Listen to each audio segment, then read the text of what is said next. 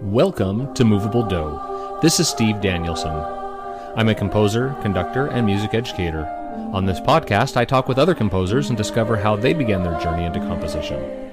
Join me each week as we explore their lives, their musical journeys, and of course, their music. To learn more about this podcast and access a complete archive of episodes, including the series of shorter segments called Movable Snippets, visit my website at sdcompose.com/moveabledo. Hey, this is Steve. Thanks for joining me for this episode of Moveable Do. My guest today is Edna Yeh. Edna is a composer, conductor, and singer based in Oakland, California. Her choral music spans both traditional classical styles and modern experimental works. She is a 2021 winner of the Her Voice competition sponsored by Chicago Acapella and the Kansas City Chorale, and is an active composer in the Project Encore catalog. Recent commissions include works for Voci Women's Vocal Ensemble and Sacred and Profane Chamber Chorus. Edna Yeh, welcome to Moveable Do. Thank you for having me, Steve. It's an honor to be here. So I know you're in California now, but I understand you started your musical training in Ellensburg, Washington. So how did your musical journey begin? Were you doing piano, violin? What were you doing? Both piano and violin.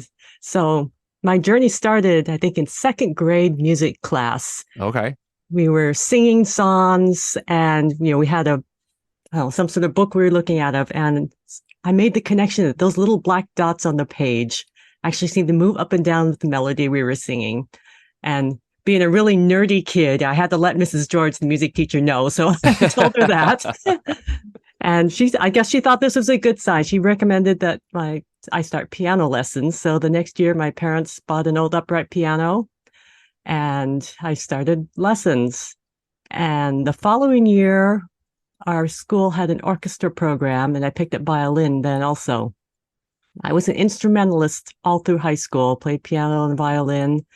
The only singing I did was at home at the piano, playing for myself in the Reader's Digest songbook that we had. So I learned a lot of the old songs in the Great American Songbook.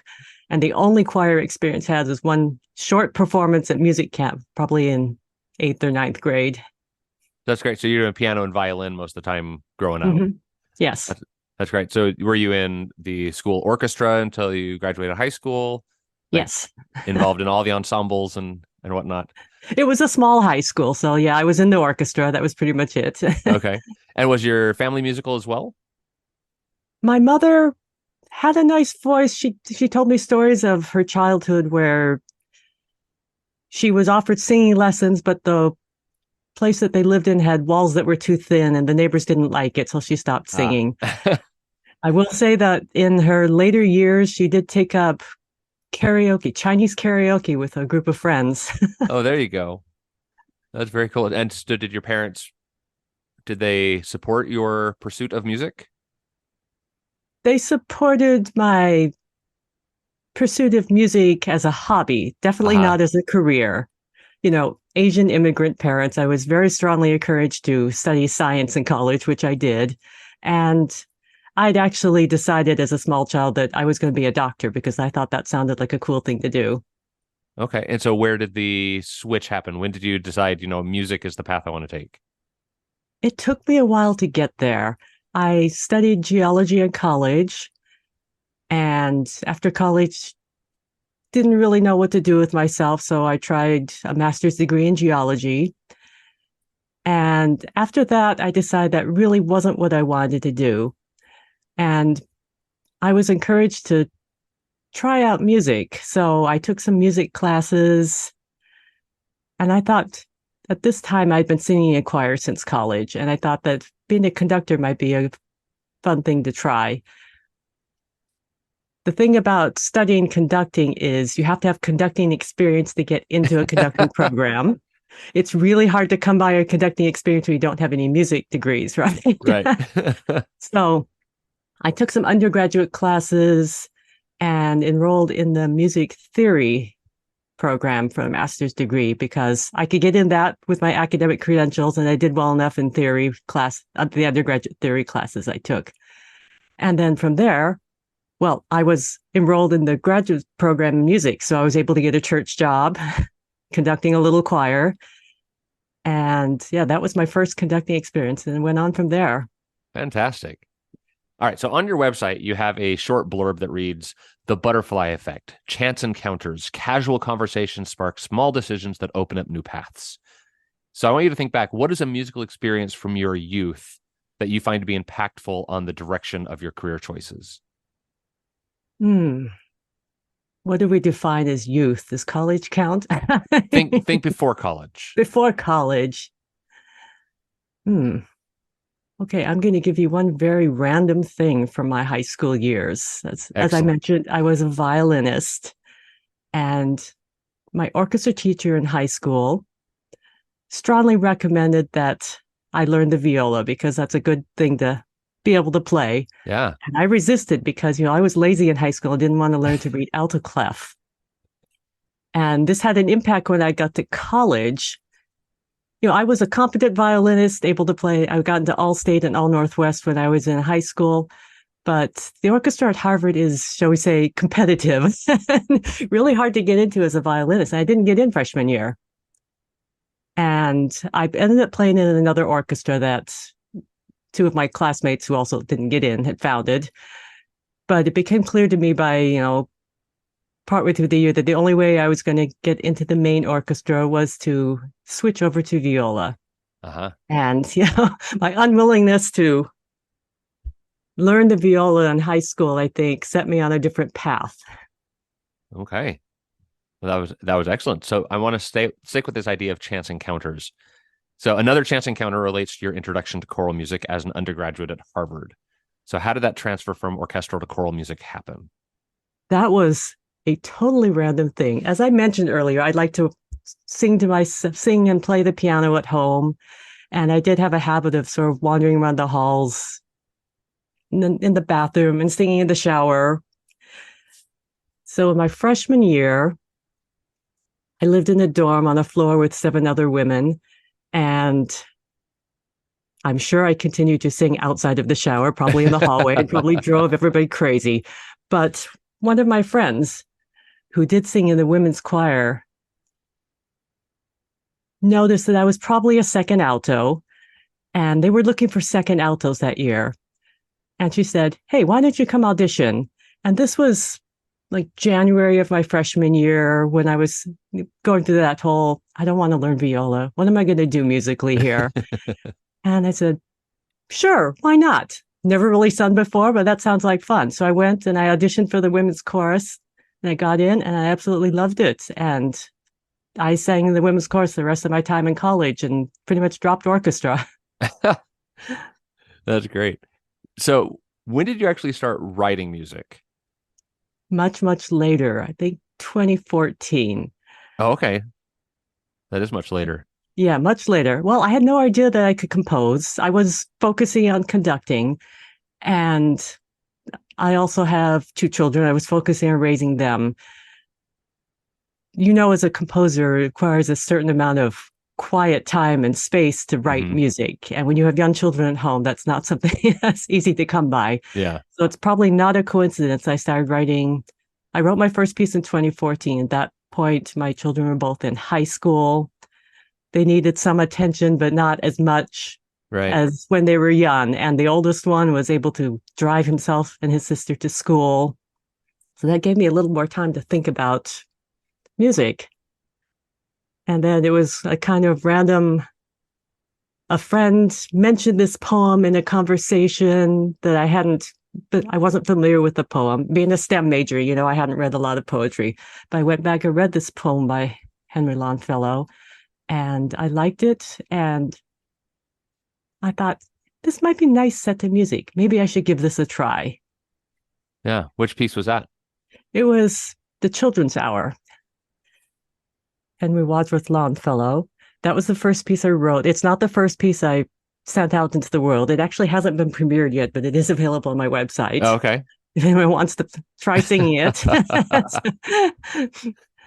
What is the voicing on that one? It's SATB a cappella. Okay. So I know that one of your great passions is actually writing for women's voices. You've Yes. also founded Vox Alta, a chamber Hmm. ensemble for sopranos and altos. So what is it that appeals to you so much about women's voices?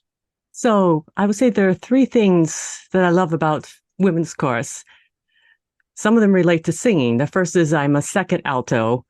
I have a lot of low notes. I like singing those, and I get to use them more when I sing in the women's chorus. And Uh-huh. I know there are other women out there who like this.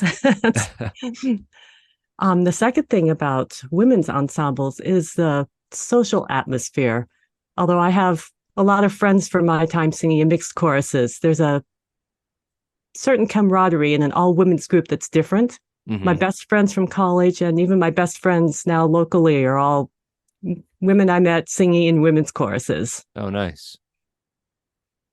And then last but not least, from the point of view of a conductor, it solves the problem of having to find enough tenors.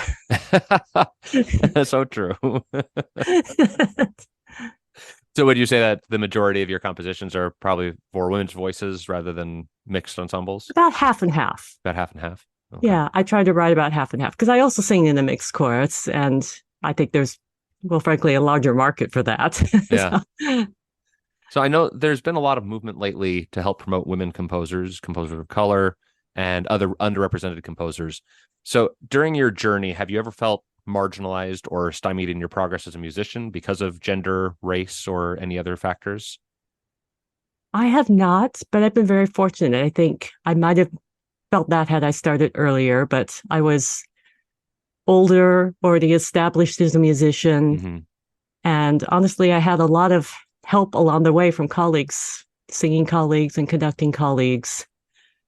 So I had a lot of supportive help, and I've been fortunate to avoid that feeling. Yeah, that's nice. What advice would you give to someone who might be feeling that today? A young composer who's just starting. Don't listen to those people, you know? one thing one thing about growing older is you learn what's important and who's important to listen to. And the people that are marginalizing you really are not the important people to listen to. Look for the people that are going to support you and help you on your path. Yeah. Okay, I want to go back to this idea of chance encounters one more time. Mm-hmm. So, as a composer, do you feel like the idea of the butterfly effect, and chance encounters play into how you write music? I've been experimenting a little bit with aleatoric music, I Yeah. will say, and that's been a departure for me. You'll hear two of my pieces that use that actually later in this program. I'm still experimenting with aleatoric music. Most of my music is not, it's pretty traditional, but I think it's been a good experience and I'm trying to do more of it. Okay. All right. I got one more question for you before we take a quick Mhm. break. So, what is something surprising about you that most people may not know? Totally unrelated to music. Totally unrelated. I play Pokemon Go. Oh, Spend a do lot you? of time playing that. I'm a high level player. Oh, very nice. Very nice. Where are some of the strangest places you have gone to find Pokemon? Oh, I mostly just walk around places, interesting cities and interesting places looking for things. But I will say, I remember very early on in the game when new Pokemon were really exciting. Hmm.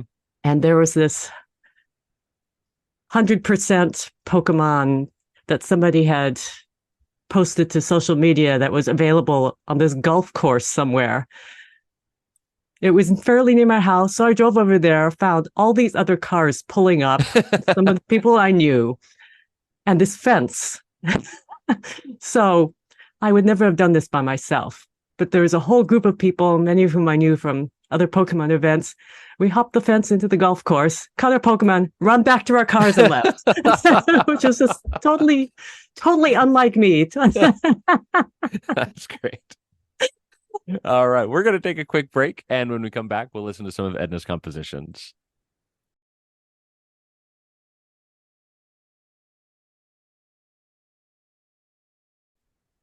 Welcome back. This is Steve Danielson. I'm talking today with Edna Yeh. We're going to start first today with Color Cast Denomination. This is for 8-part treble voices, a cappella, text by Emily Dickinson. So you talk about the piece as being a blend of the classic and the unexpected, both radically modern and intimately familiar. So tell us what you mean by that. This is a piece where I started to use it's this is the second piece that I mentioned earlier where I started to use aleatoric techniques a little bit, but it's not entirely aleatoric.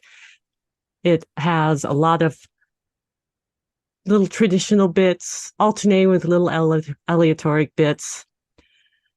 And it's also a departure from my usual form of composing. Usually I find the text, I think about it for a while, I always compose the melody first, and then I put the rest of it together, figure out how to arrange it. For this one, I really wanted to focus on specific harmonies for the three words in the title. So I spent a lot of time at the piano finding exactly the right chords I wanted. Hmm. Color is a very dense, closed chord that feels to me has richness and depth to it. And then cast opens up a bit to two clusters. They're separated by about an octave. And you can read into that whatever symbolism you like. The denomination returns to a tighter series of chords. Death also has his own chord. And the harmonies recur in this piece when the text calls for it. Yeah, so you have these three terms, color, caste, and denominations, but this is a poem also about death. So how does this all play together? What is this song about? Well, in a nutshell, the text is saying that race, social class, and religion are just human constructs, and we're all equal in the eyes of death. Hmm. Okay, well, we are now going to listen to Color, Caste, Denomination performed by Volksmusica with Daniel Paulson, conductor.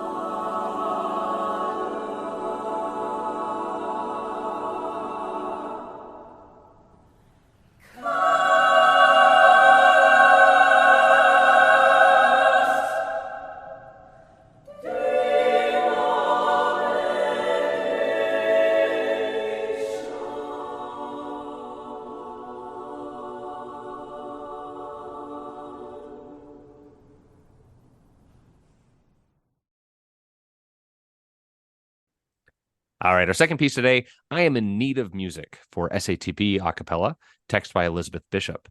So this was commissioned by Sacred and Profane, a chamber chorus, uh, with text like, I am in need of music that would flow over my fretful, feeling fingertips, over my bitter, tainted, trembling lips, with melody deep, clear, and liquid slow. Very evocative text. So tell us about writing this piece and working with this wonderful text. Very evocative. This is the only piece I've written where I did not choose the text. Uh-huh. As part of the commission, the board members considered several poems and they selected this one, but it's, as you said, it's a beautiful piece of text. As you said, very evocative. And honestly, this was one of the easiest pieces I found to write. It Oh, wrote really? itself in about 2 weeks. Oh, nice. And then I spent, some more time refining it. What do you think made it so easy to write?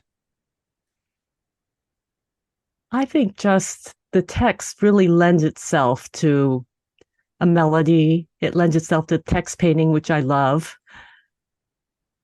And even the format, two verses is very easy to decide how to arrange it. The two verses are set. They start out similarly, but then diverge.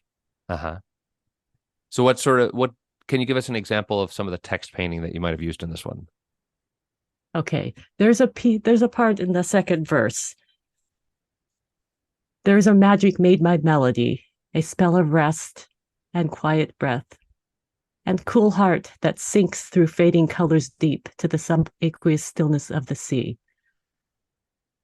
And I love the sinking through the fading colors deep. In addition to the music going down in pitch, the voices are also coming together until they end up in a low unison note. Mm. So the colors are fading away as the music is sinking. Awesome. Well, we will definitely listen for that. We are now going to listen to I Am in Need of Music, performed here by Sacred and Profane Chamber Chorus.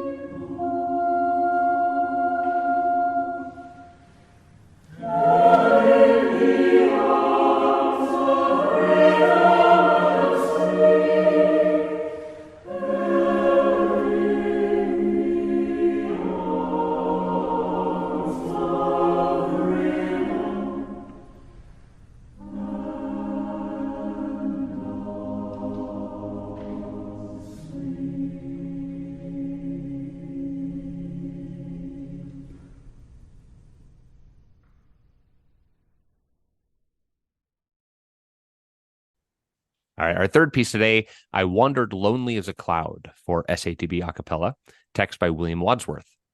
So this was written during the COVID-19 pandemic and winner of Chicago Acapella's Her Voice competition. Now, there's a lot of aleatoric motion in this piece. So what was the decision behind that? So this was, as you mentioned, written during the pandemic. It was one of two pieces I wrote with online singing in mind, because that first year of the pandemic, before vaccines became available, the only choir singing we were doing was those virtual choir recordings and singing together online, which has a lot of problems with it. So the first piece I wrote was just kind of a funny spoof on the whole experience. Mm-hmm. Complete with ringing doorbells and somebody on mute. But this was a serious attempt to make something that could be performed online. Obviously, in person, live was much better. But most of it is set with a single soloist singing the text, and then the choir underneath singing bits of the text in an aleatoric manner, just at their own time, however long the conductor wants them to go. And my hope was that way the text could be expressed by the soloist, while the choir could do something interesting underneath, providing some harmonic background.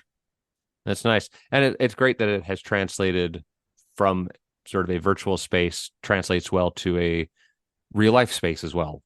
Yeah, and I would say it's much better to experience it live in the concert hall. I think it creates a certain mood. And when you just listen to it online, like we're about to, it's fine, but I don't think you get the full experience. I actually encourage you to go to my YouTube channel and look at the video I made, which was my attempt to enhance the online listening experience. All right. Okay, well, we're going to listen to I Wandered Lonely as a Cloud, here performed by Chicago Acapella.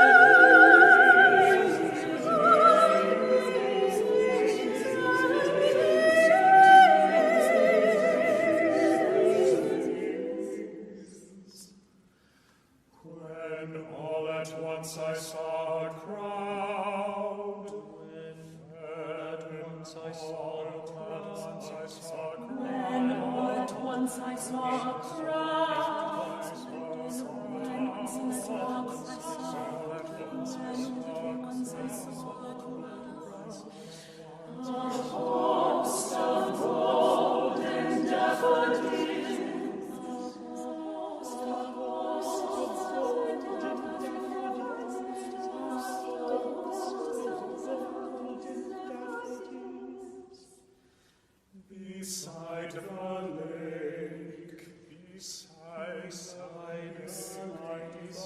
beneath the trees, beneath the trees.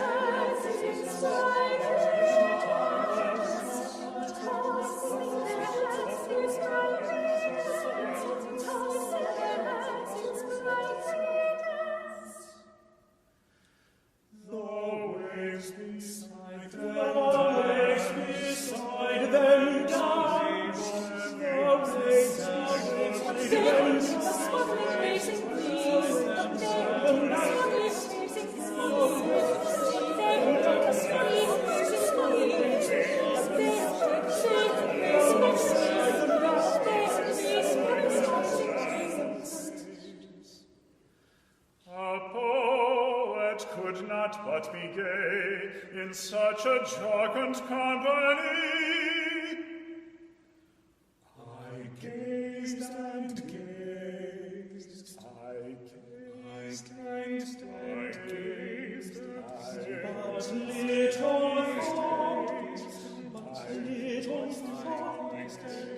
little thought, what was the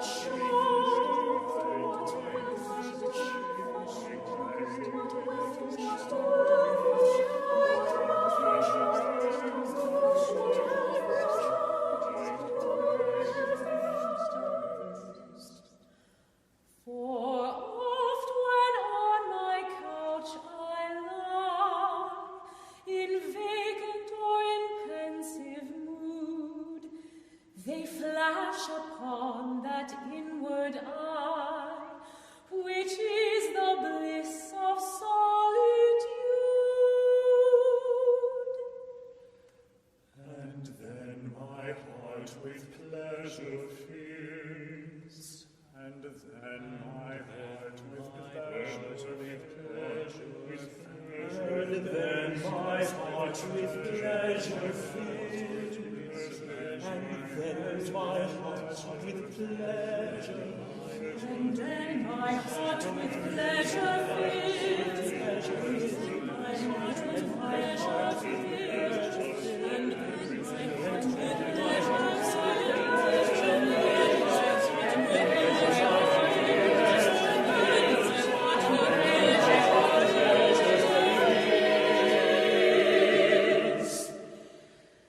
and then my heart with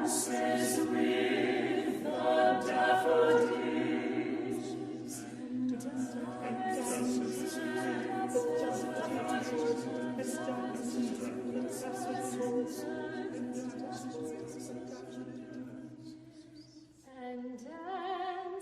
with the daffodils.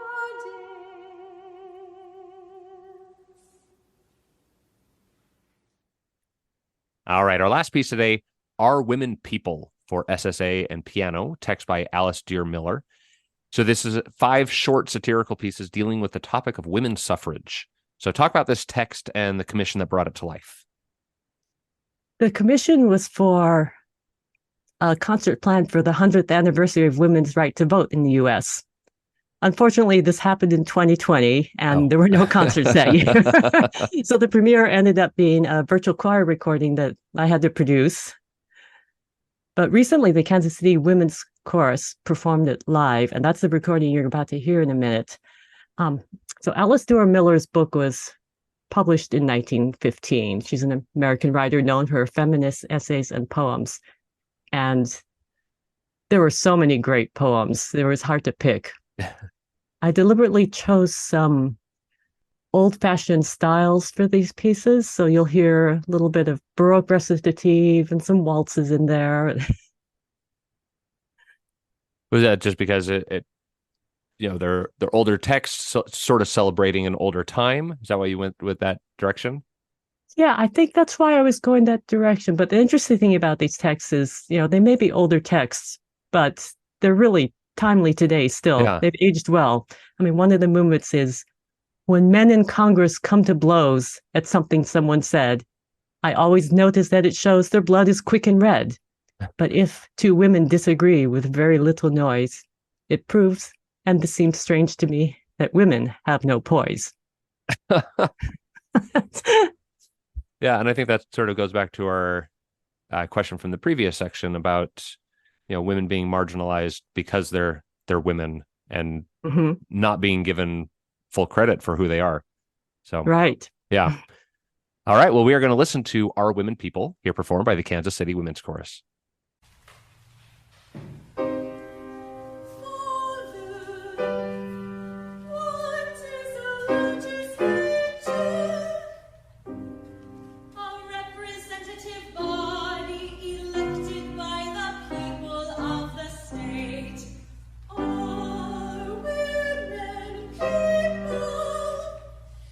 No, my son, criminals, lunatics, and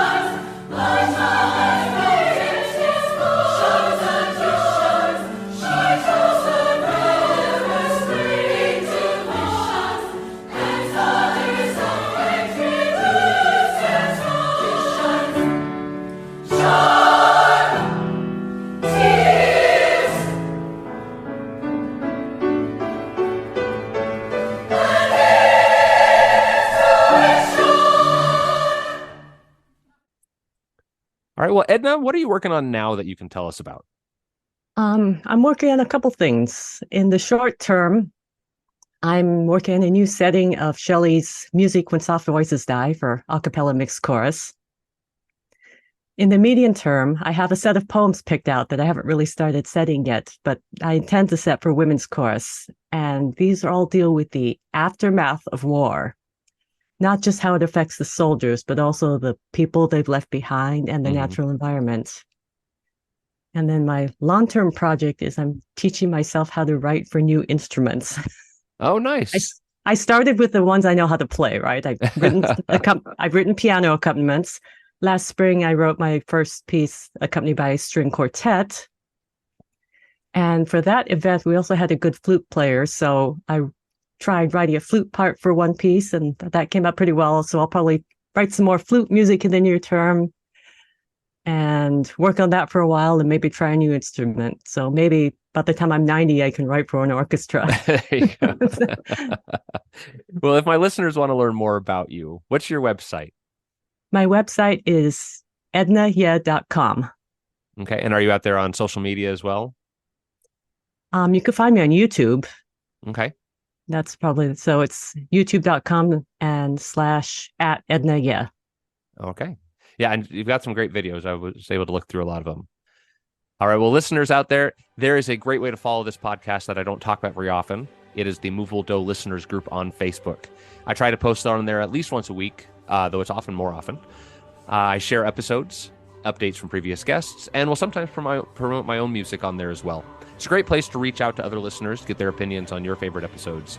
So visit Facebook today and join the Moveable Do listeners group. Well, Edna Yeh, it has been a lot of fun today. Thank you for joining me on Moveable Do. And thank you for having me, Steve. My guest today was composer Edna Yeh. If you have a recommendation for a future guest or an idea for the show, please email me at moveabledo@gmail.com. This is Steve Danielson. Keep the music moving.